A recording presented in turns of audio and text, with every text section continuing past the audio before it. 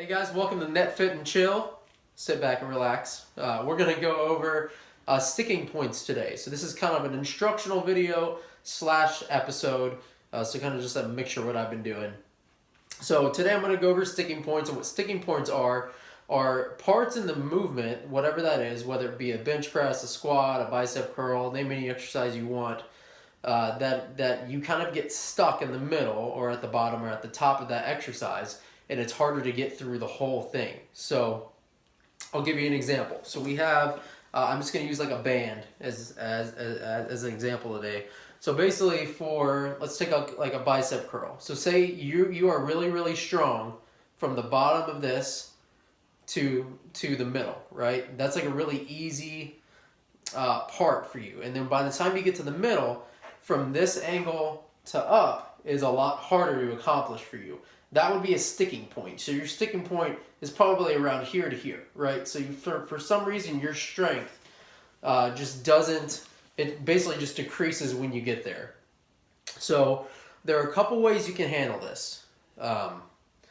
What I've done with my clients in the past is the best way that I've found how, two ways. So you have isometrics, which isometrics are basically where you just stay in one position for a certain duration of time. So like an isometric for this band would be me just pulling it up and holding it at that sticking point, right? So in hopes that my body just adapts to that and I just get better at that part of that movement.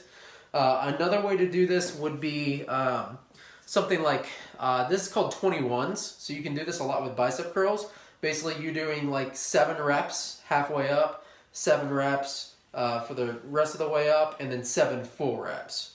So that's one way that you can get over it. What I find the best to do is super slow training mixed with isometrics. So super slow training is basically you do the full range of motion. So again, you always want to do full range of motion. I mean, for the most part, unless you're training for something specific, but like a full range of motion here would be, you want to make sure you get a full stretch, and then you pull all the way up, so all the way up and down, but you're doing it very slowly. So it would be like a 30-second, maybe like a 20 to 30 second up and 20 to 30 second down, very controlled.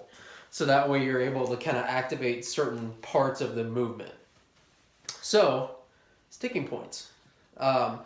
So that's a good way you can really just increase your strength. A lot of the common exercises that you find sticking points on are more of your main lifts. So your main lifts would be like your deadlifts. So like for me, for like a deadlift, I can get about 4 to 6 inches off the ground, and right when I get there, I'm done. So for some reason, that means something isn't firing in my body properly. So whether it be my glutes, my hamstrings, my lower back, it could be anything involved with that movement. So that's why it's really important to know what muscles are being recruited for certain movements. Squats are another one. People have a lot of hard time from the bottom of a squat to just like the middle of the squat. So by bottom, I mean if you're putting your butt almost all the way to the ground like you should, for the most part. That's a big sticking point too.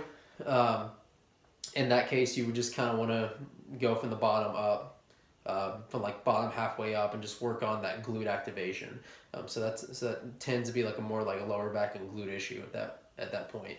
Another one's a bench press. So a lot of guys and gals struggle from all the way down if you're going full range of motion to halfway up. Right, that's a really hard motion to hit.